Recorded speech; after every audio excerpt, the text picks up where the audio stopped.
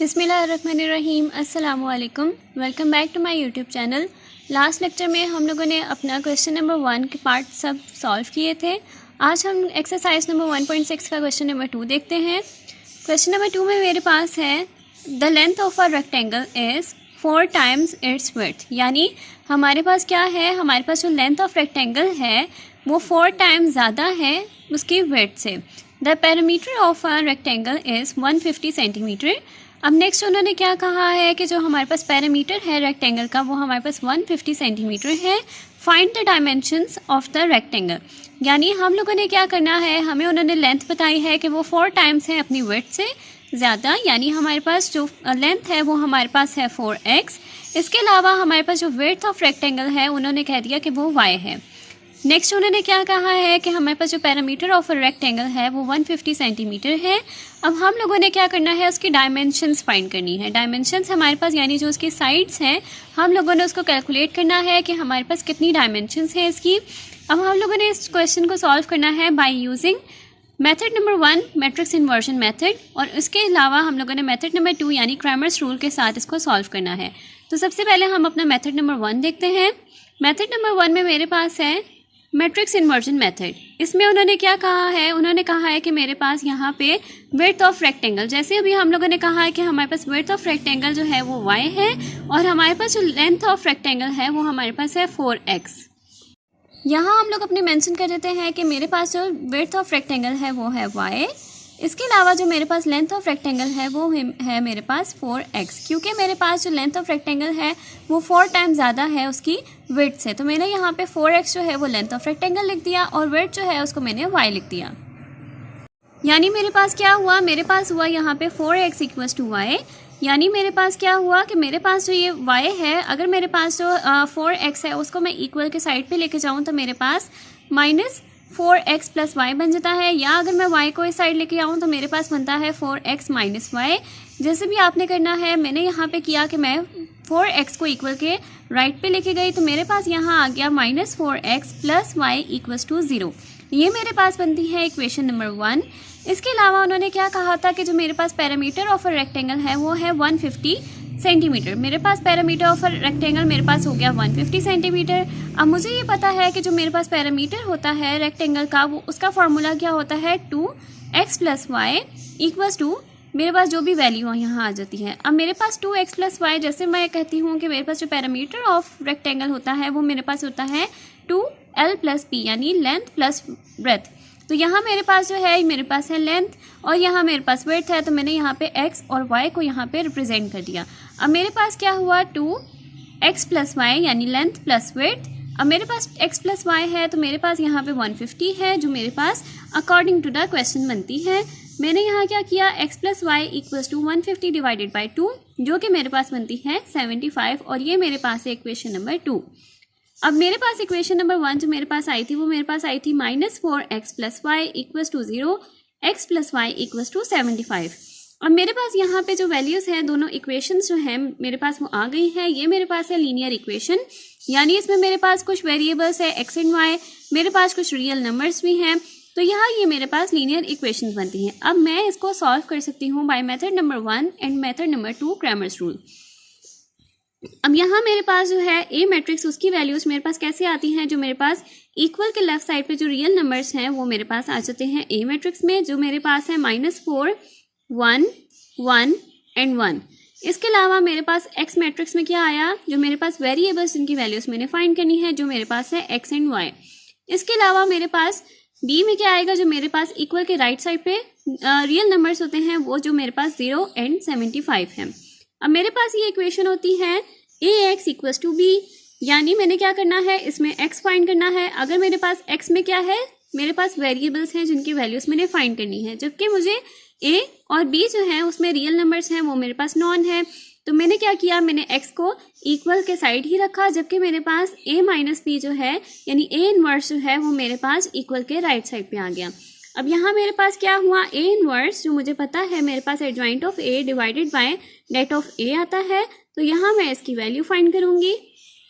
अब यहाँ मेरे पास क्या है, ए इनवर्स में मेरे पास आता है adjoint of A divided by det of A, जिसमें सबसे पहले मैं अपना जो डेट होता है उसको फाइंड करती हूँ। यहाँ मैंने अपना ए मैट्रिक्स जो है उसकी वैल्यू सब लिख दी। अब इसमें से मैं अपना डिटर्मिनेंट फाइंड करूँगी, तो मेरे पास ए जो है उसमें आएगा -4 मल्टीप्लाई डी में आएगा 1, सी है 1 और बी है 1, यानी -4 मल्टीप्लाई बाय 1 -4 -1 मल्टीप्लाई बाय 1 जो मेरे पास आया -5, जो मेरे पास नॉट इक्वल्स टू 0 है, यानी मैं इसका इन्वर्स फाइंड कर सकती हूँ।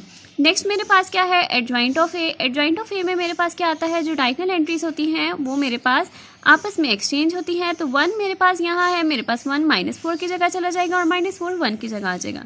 1 मेरे पास यहाँ आ गया और -4 यहाँ आ गया। इसके अलावा जो नॉन डायगोनल एंट्रीज हैं जो मेरे पास है 1 एंड 1, उनके मेरे पास साइन चेंज होते हैं। तो यहाँ मेरे पास आ जाएगा -1 एंड -1।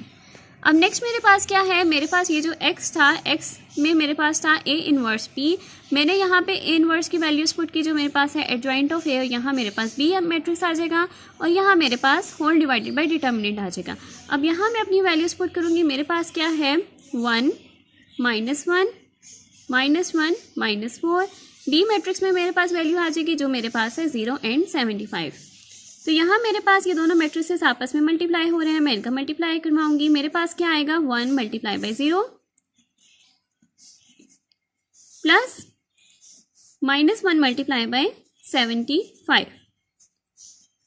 इसी तरह मेरे पास -1 मल्टीप्लाई बाय 0 आ जाएगा और मेरे पास आ जाएगा -4 मल्टीप्लाई बाय 75। तो यहाँ मेरे पास आ जाएगा आंसर इसका, मेरे पास है 1 मल्टीप्लाई बाय 0, मेरे पास आ जाएगा 0, -1 मल्टीप्लाई बाय 75, मेरे पास आ जाएगा -75।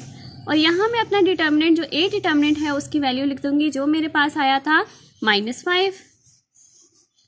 इसी तरह मेरे पास आ जाएगा -1 मल्टीप्लाई बाय 0, जो मेरे पास बनता है 0, और इसी तरह मेरे पास आ जाएगा -4 मल्टीप्लाई बाय 75, यहाँ पर मेरे पास आ जाएगा -300, और यहाँ मेरे पास डिटर्मिनेंट आ जाएगा जो मेरे पास था -5।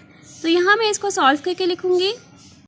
इसको सॉल्व करके मेरे पास आता है -75 डिवाइडेड बाय 5, जो मेरे पास आता है 15, और इसी तरह y मेरे पास आता है -300 डिवाइडेड बाय -5, जो मेरे पास आता है 60। तो यहाँ हम इसकी वेरिफिकेशन करते हैं। मेरे पास जो x है उसकी वैल्यू आई 15 और y जो है उसकी वैल्यू आई 60।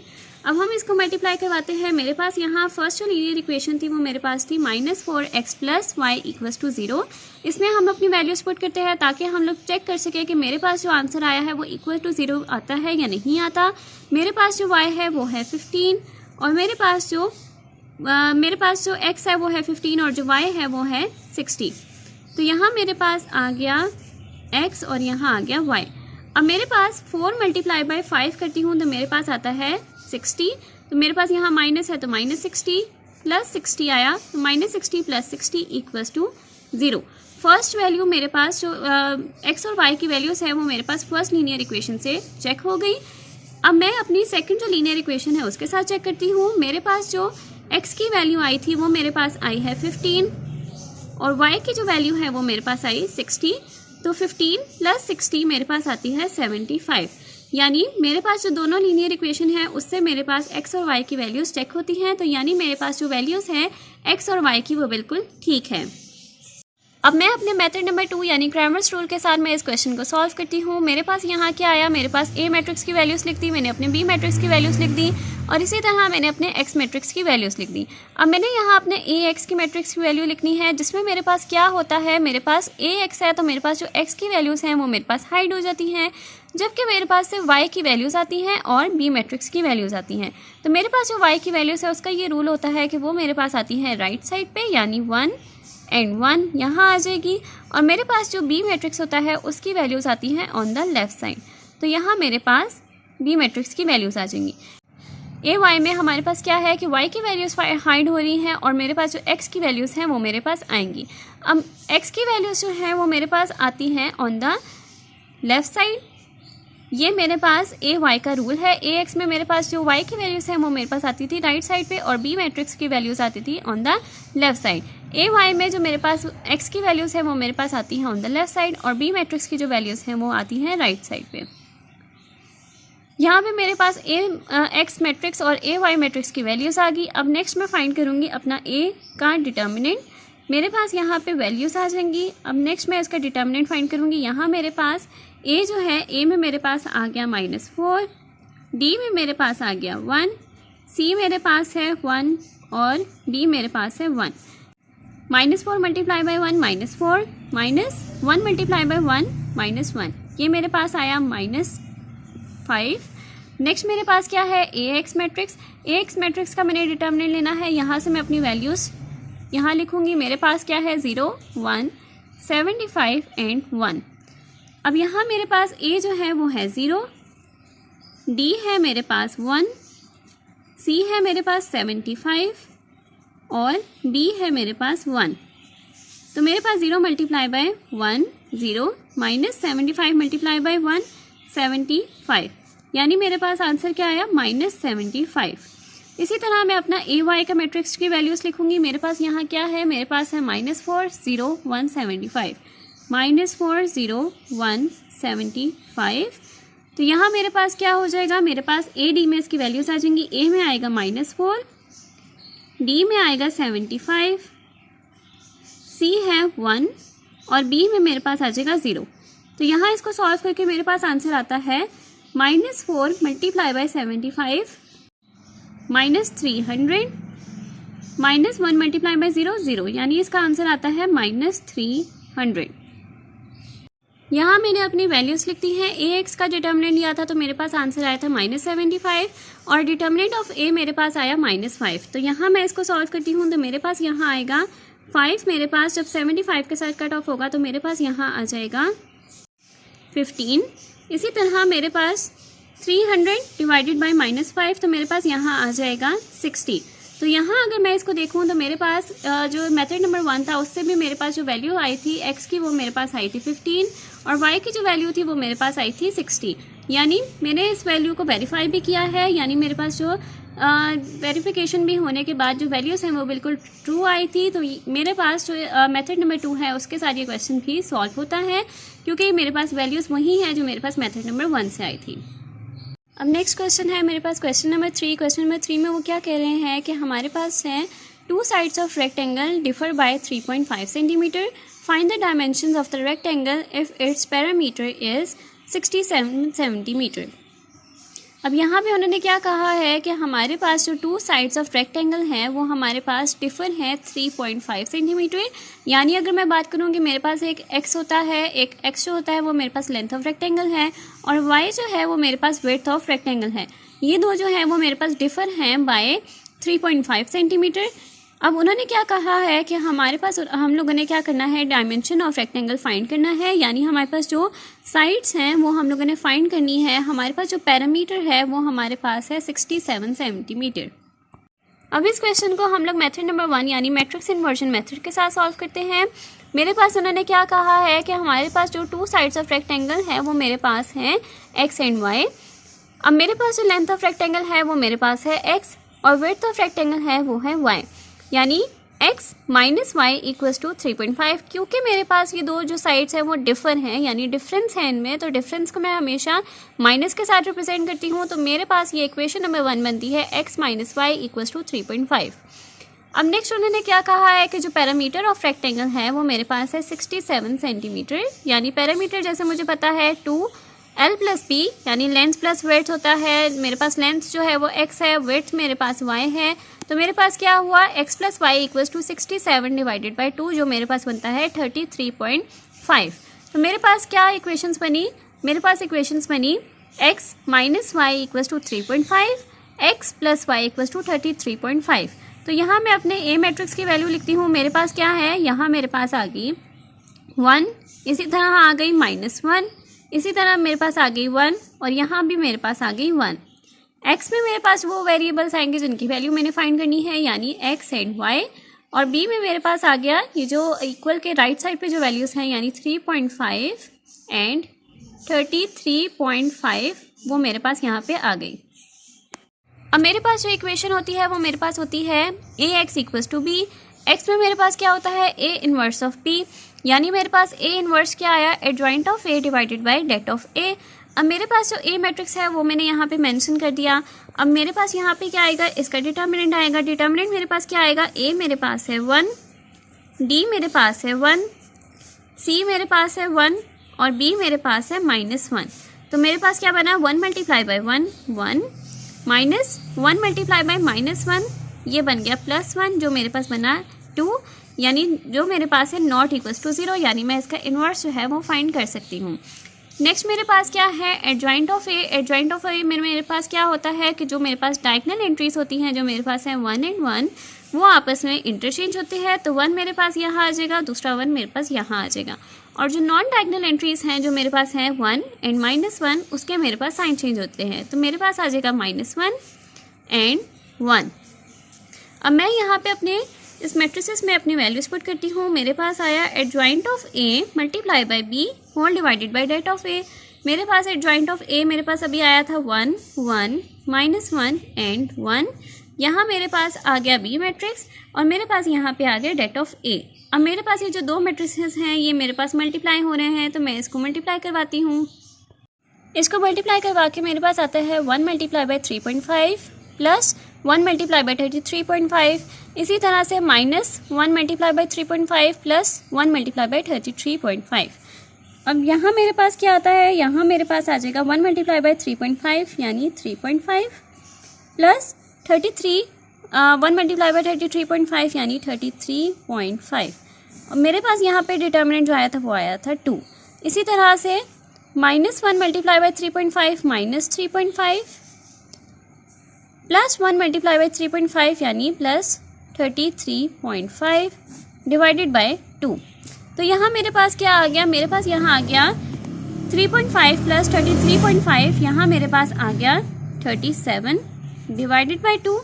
इसी तरह से -3.5 प्लस 33.5 मेरे पास आ गया 30 डिवाइडेड बाय 2। तो यहाँ मेरे पास क्या आता है 37 डिवाइडेड बाय 2 18.5 और इसी तरह से 30 डिवाइडेड बाय 2 मेरे पास आ जाता है 15। तो यहाँ मेरे पास x की वैल्यू आई है 18.5 और y की वैल्यू आई है 15। अब मैं इसको वेरिफिकेशन करती हूँ। मेरे पास यहाँ x की वैल्यू जो आई थी वो आई थी 18.5 और y की वैल्यू आई थी मेरे पास 15। तो मेरे पास जो फर्स्ट लीनियर इक्वेशन है वो मेरे पास बनती है x minus y equals to 3.5 यानी 18.5 माइनस 15। अब मैं इन दोनों को माइनस करती हूँ तो मेरे पास आंसर आता है 3.5, जो मेरे पास यहाँ पे 3.5 के इक्वल है। यानी मेरे पास जो फर्स्ट लीनियर इक्वेशन है उसके साथ मेरे पास जो x और y की वैल्यूज़ है वो प्रूफ हो गई। इसी तरह से मेरे पास अब है x plus y equals to 33.5। तो यहाँ मेरे पास x जो है वो आया 18.5 प्लस 15, मेरे पास आता है 33.5। यानी मेरे पास जो 33.5 है वो बिल्कुल इक्वल है इसके। यानी मेरे पास जो सेकंड लीनियर इक्वेशन थी उसके साथ भी मेरे पास x और y की वैल्यूज़ प्रूव हो गई। तो यहाँ पे मेरे पास मेथड नंबर 1 यह कंप्लीट होता है और उसके साथ वेरिफिकेशन भी कंप्लीट होती है। अब नेक्स्ट है मेरे पास मेथड नंबर 2। मेथड नंबर 2 मेरे पास है क्रैमर्स रूल। इसी क्वेश्चन को मैं अब मेथड नंबर 2 से सॉल्व करूंगी। मैंने यहाँ अपने ए मैट्रिक्स की वैल्यू लिख दी, एक्स मैट्रिक्स की वैल्यू लिख दी और बी मैट्रिक्स की वैल्यू लिख दी। अब यहाँ मैंने अपना ए एक्स लिखना है। ए एक्स में जैसे मुझे पता है कि जो एक्स वेरिएबल होता है उसकी वैल्यूज़ को मैं हाइड कर देती हूँ और जो वाई वेरिएबल होता है उसकी वैल्यूज़ में लिखती हूँ ऑन द राइट साइड। यहाँ मेरे पास आती है बी मैट्रिक्स की वैल्यू जो मेरे पास है 3.5 एंड 33.5। और ए वाई में मेरे पास क्या होता है, जो वाई की वैल्यूज़ होती हैं, वाई वेरिएबल की जो वैल्यूज़ होती है उसको मैं हाइड कर देती हूँ। मेरे पास जो एक्स वेरिएबल होता है उसकी वैल्यूज़ मेरे पास आती हैं ऑन द लेफ़्ट साइड। मेरे पास 1 एंड 1 यहाँ आ जाएगा और बी मैट्रिक्स की जो वैल्यूज़ हैं जो मेरे पास है 3.5 एंड 33.5 वो मेरे पास यहाँ आ जाएंगी। अब मेरे पास क्या है, नेक्स्ट मेरे पास है यहाँ पे ए मैट्रिक्स जो है उसका डिटर्मिनेंट जो मेरे पास है 1 -1 1 1। इसका मैं डिटर्मिनेंट लूँगी तो मेरे पास यहाँ a जो है वो है 1, d है मेरे पास 1, c है मेरे पास 1 और b है मेरे पास -1। 1 multiply by 1 1, 1 multiply by -1 plus 1, तो मेरे पास ये बनता है 2 जो कि नॉट इक्वल्स टू 0 है। अब मेरे पास यहाँ पे क्या आया, ax आया। ax की वैल्यूज़ में लिख देती हूँ। मेरे पास है 3.5 -1 33.5। अब यहाँ मैं अपने ए एक्स मैट्रिक्स का डिटर्मिनेंट लूँगी। मेरे पास यहाँ क्या आया, मैंने यहाँ पे अपने ए एक्स मैट्रिक्स की वैल्यूज़ लिख दी। मेरे पास ए जो है वो है 3.5, मेरे पास डी है 1, सी है मेरे पास 33.5 और बी है मेरे पास -1। तो मेरे पास ये बनता है 3.5 मल्टीप्लाई बाई 1 3.5 और 33.5 मल्टीप्लाई बाई -1 मेरे पास बनता है +33.5, जो मेरे पास बनता है 37। अब नेक्स्ट मेरे पास क्या है, मेरे पास है ए वाई मैट्रिक्स। ए वाई को मैं यहाँ पे इसकी वैल्यूज़ लिख देती हूँ। मेरे पास ए वाई मैट्रिक्स की वैल्यूज़ थी 1 1 3.5 एंड 33.5। अब यहाँ मेरे पास जो ए है वो है 1, डी है मेरे पास 33.5, सी है मेरे पास 1 और बी है मेरे पास 3.5। इसको सॉल्व करके मेरे पास आंसर आता है 30। अब नेक्स्ट मैंने क्या करना है, x के अंदर मैं इसकी वैल्यूज पुट करती हूँ। मेरे पास आता है x equals to determinant of a x divided by determinant of a x मेरे पास आया था अभी 37 डिवाइडेड बाय डिटर्मिनेंट ऑफ ए मेरे पास आया था 2। इन दोनों को सॉल्व करती हूँ तो मेरे पास आंसर आता है 18.5। इसी तरह जो ए वाई था वो मेरे पास आया 30 और डिटर्मिनेंट ऑफ ए मेरे पास आया 2। इसको सॉल्व करते हैं तो मेरे पास आता है 15। यानी मेरे पास जो x है वो इसकी वैल्यू आई है 18.5 और y जो है उसकी वैल्यू आई है 15, जो मेरे पास मेथड नंबर 1 से आई थी और उसको मैंने वेरीफाई भी कर लिया है। तो यानी ये मेरे पास वैल्यूज़ जो हैं वो बिल्कुल ठीक हैं। इसके साथ ही मेरे पास मेथड नंबर 2 भी है, यहाँ तक कंप्लीट होता है और मेरे पास यहाँ पे क्वेश्चन नंबर 3 जो है वो यहाँ तक कंप्लीट होता है। इसके साथ ही हमारी आज की वीडियो यहाँ तक कंप्लीट होती है। अगर आपको मेरी आज की वीडियो पसंद आई हो तो मेरी वीडियो को लाइक करें, मेरे चैनल को सब्सक्राइब करें और साथ में बने बेल आइकन को भी प्रेस करें ताकि आपको मेरी नेक्स्ट आने वाली वीडियो की नोटिफिकेशन साथ से मिलती रहे। आज के लिए बस इतना ही। अल्लाह हाफिज़।